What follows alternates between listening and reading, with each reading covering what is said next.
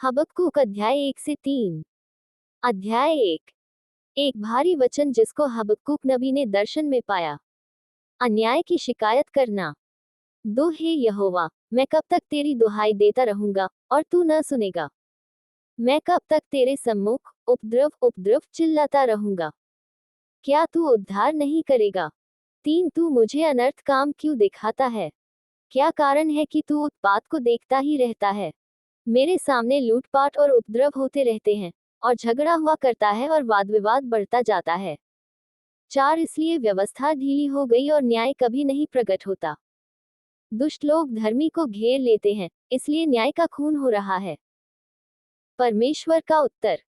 5 जाति जाति की ओर चित लगाकर देखो, और बहुत ही चकित हो, क्योंकि मैं तुम्हारे ही दिनों में ऐसा काम करने पर हूं कि जब वह तुमको बताया जाए तो तुम उसकी प्रतीति न करोगे। 6 देखो, मैं कसदियों को उभारने पर हूँ। वे क्रूर और उतावली करने वाली जाति हैं, जो पराए वासस्थानों के अधिकारी होने के लिए पृथ्वी भर में फैल गए हैं। 7 वे भयानक और डरावने हैं, वे आप ही अपने न्याय की बड़ाई और प्रशंसा का कारण हैं। 8 उनके घोड़े चीतों से भी अधिक वेग से चलने वाले हैं, और सांझ को आहेर करने वाले हुंडारों से भी अधिक क्रूर हैं। उनके सवार दूर दूर कूदते फांदते आते हैं। हाँ, वे दूर से चले आते हैं, और आहेर पर झपटने वाले उकाब के समान झपट्टा मारते हैं। 9 वे सब के सब उपद्रव करने के लिए आते हैं, सामने की ओर मुख किए हुए वे सीधे बड़े चले जाते हैं, और बंदियों को बालू के किनकों के समान बटोरते हैं। 10 राजाओं को वे ठट्टों में उड़ाते और हाकिमों का उपहास करते हैं। वे सब दृढ़ गधों को तुच्छ जानते हैं, क्योंकि वे दमदमा बांधकर उनको जीत लेते हैं। 11 तब वे वायु के समान चलते और मर्यादा छोड़कर दोषी ठहरते हैं, क्योंकि उनका बल ही उनका देवता है। हबक्कूक की पुनः शिकायत। 12 हे मेरे प्रभु यहोवा, हे मेरे पवित्र परमेश्वर, क्या तू अनादिकाल से नहीं है? इस कारण हम लोग नहीं मरने के। हे यहोवा, तूने उनको न्याय करने के लिए ठहराया है। हे चट्टान, तूने उलाहना देने के लिए उनको बैठाया है। तेरी आंखें ऐसी शुद्ध हैं कि तू बुराई को देख ही नहीं सकता, और उत्पात को देखकर चुप नहीं रह सकता। फिर तू विश्वासघातियों को क्यों देखता रहता, और जब दुष्ट निर्दोष को निगल जाता है, तब तू क्यों चुप रहता है? 14 तू क्यों मनुष्यों को समुद्र की मछलियों के समान और उन रेंगने वाले जंतुओं के समान बनाता है जिन पर कोई शासन करने वाला नहीं है? 15 वह उन सब मनुष्यों को बंसी से पकड़कर उठा लेता और जाल में घसीटता और महाजाल में फंसा लेता है, इस कारण वह आनंदित और मगन है। 16 इसीलिए वह अपने जाल के सामने बलि चढ़ाता और अपने महाजाल के आगे धूप जलाता है, क्योंकि इन्हीं के द्वारा उसका भाग पुष्ट होता, और उसका भोजन चिकना होता है। 17 परंतु क्या वह जाल को खाली करने और जाति जाति के लोगों को लगातार निर्दयता से घात करने से हाथ न रोकेगा? अध्याय 2। हबक्कूक को परमेश्वर का उत्तर। 1 मैं अपने पहरे पर खड़ा रहूंगा, और गुम्मट पर चढ़कर ठहरा रहूंगा, और ताकता रहूंगा कि मुझसे वह क्या कहेगा। मैं अपने दिए हुए उलाहने के विषय क्या उत्तर दूं? 2 यहोवा ने मुझसे कहा, दर्शन की बातें लिख दे, वरन पटियाओं पर साफ साफ लिख दे कि दौड़ते हुए भी वे सहज से पढ़ी जाएं। 3 क्योंकि इस दर्शन की बात नियत समय में पूरी होने वाली है, वरन इसके पूरे होने का समय वेग से आता है, इसमें धोखा ना होगा। चाहे इसमें विलंब भी हो, तो भी उसकी बाट जोहते रहना, क्योंकि वह निश्चय पूरी होगी और उसमें देर ना होगी। 4 देख, उसका मन फूला हुआ है, उसका मन सीधा नहीं है, परंतु धर्मी अपने विश्वास के द्वारा जीवित रहेगा। 5 दाख मधु से धोखा होता है, अहंकारी पुरुष घर में नहीं रहता, और उसकी लालसा अधोलोक के समान पूरी नहीं होती, और मृत्यु के समान उसका पेट नहीं भरता। वह सब जातियों को अपने पास खींच लेता, और सब देशों के लोगों को अपने पास इकट्ठे कर रखता है। दुष्ट का विनाश अवश्य। 6 क्या वे सब उसका दृष्टांत चलाकर और उस पर ताना मारकर न कहेंगे, हाय उस पर जो पराया धन छीन छीन कर धनवान हो जाता है? कब तक? हाय उस पर जो अपना घर बंधक की वस्तुओं से भर लेता है। 7 जो तुझसे कर्ज लेते हैं, क्या वे लोग अचानक न उठेंगे? क्या वे न जागेंगे जो तुझको संकट में डालेंगे? 8 क्या तू उनसे लूटा न जाएगा? तूने बहुत सी जातियों को लूट लिया है, इसलिए सब बचे हुए लोग तुझे भी लूट लेंगे। इसका कारण मनुष्यों की हत्या है, और वह उपद्रव भी जो तूने इस देश और राजधानी और इसके सब रहने वालों पर किया है। 9 हाय उस पर जो अपने घर के लिए अन्याय के लाभ का लोभी है ताकि वह अपना घोंसला ऊंचे स्थान में बनाकर विपत्ति से बचे। 10 तूने बहुत सी जातियों को काटकर अपने घर के लिए लज्जा की युक्ति बांधी और अपने ही प्राण का दोषी ठहरा है। 11 क्योंकि घर की दीवार का पत्थर दुहाई देता है और उसके छत की कड़ी उनके स्वर में स्वर मिलाकर उत्तर देती है। 12 हाय उस पर जो हत्या करके नगर को बनाता और कुटिलता करके गढ़ को दृढ़ करता है। 13 देखो क्या सेनाओं के यहोवा की ओर से यह नहीं होता कि देश देश के लोग परिश्रम तो करते हैं परंतु वे आग का कौर होते हैं और राज्य राज्य के लोगों का परिश्रम व्यर्थ ही ठहरता है। 14 क्योंकि पृथ्वी यहोवा की महिमा के ज्ञान से ऐसी भर जाएगी जैसे समुद्र जल से भर जाता है।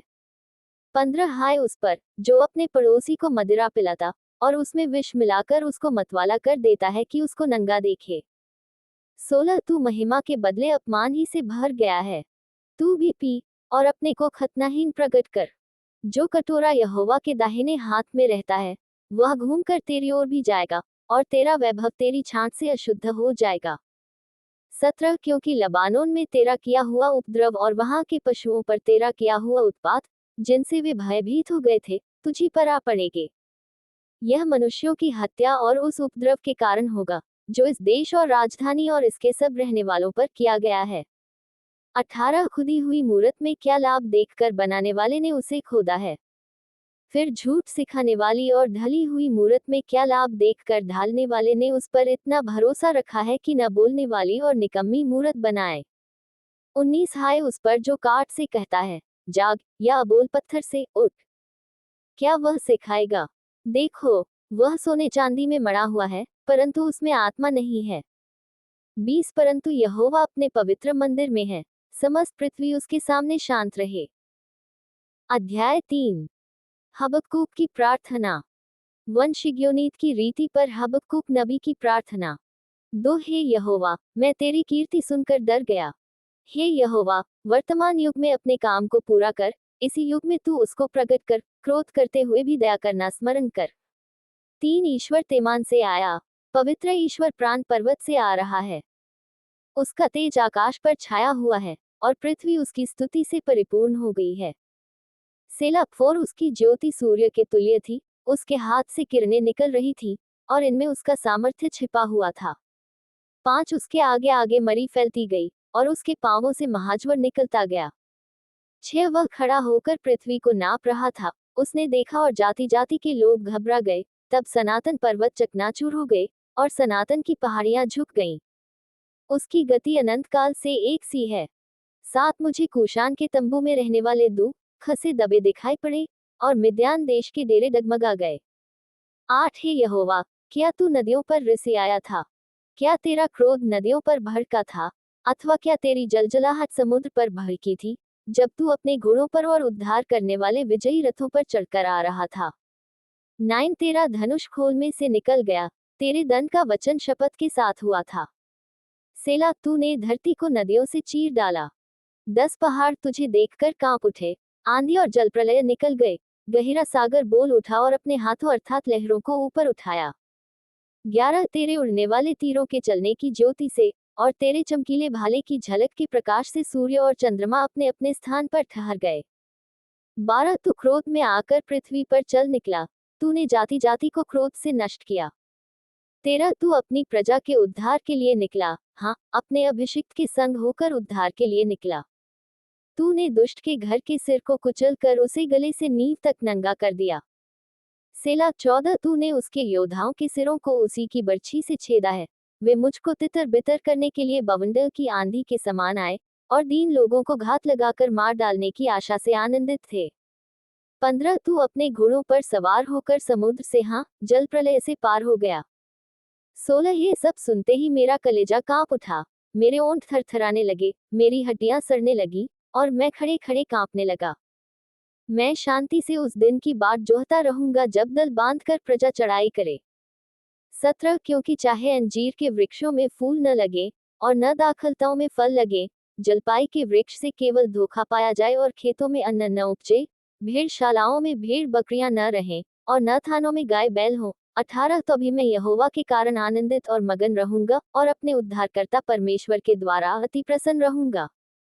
19 यहोवा परमेश्वर मेरा बलमूल है, वह मेरे पांव हरिणों के समान बना देता है, वह मुझको मेरे ऊंचे स्थानों पर चलाता है, प्रधान बजाने वालों के लिए मेरे तार वाले बाजों के साथ।